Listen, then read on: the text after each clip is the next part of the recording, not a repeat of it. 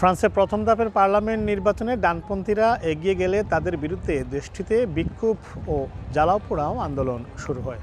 এর মধ্যেই দেশটির জাতীয় মসজিদ গ্রো মাক্সা প্যারিসে দেশটির মুসলিম সম্প্রদায় এক সংবাদ সম্মেলনের আয়োজন করে।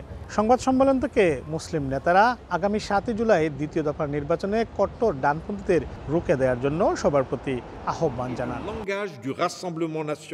সংবাদ সম্মেলনে মুসলিম নেতারা বলেন, আমরা এখানে রাজনৈতিক খেলা খেলতে আসিনি, তবে আমরা হিংসা চাই না, বর্ণবাদ চাই না। এদিকে দেশটিতে বসবাসরত মুসলিম সম্প্রদায়ের লোকজন বলছেন, কট্টর ডানপন্থীদের নির্বাচনী ইশতেহারে এমন কিছু এজেন্ডা রয়েছে যা তারা সংসদে সংখ্যাগরিষ্ঠতা পেলে বাস্তবায়ন করতে পারে, যা মুসলিম সম্প্রদায়ের জন্য ভয়ের কিংবা উদ্বেগের কারণ। এই উগ্র ডানপন্থীরা মুসলিম সম্প্রদায়ের নারীদের জনসম্মুখে হিজাব পরা ও সাঁতারের বিশেষ পোশাক বুরকুনি পরার বিরোধিতা করে আসছে। নগদের কাছে সব গ্রাহকই প্রিয়, তাই তো সারা দেশে ক্যাশ আউট চার্জ সবচেয়ে কম। ওদের নির্বাচনী ম্যানিফেস্টোর মধ্যেই আছে যে কয়েকটা প্রোগ্রাম তারা করে রাখছে।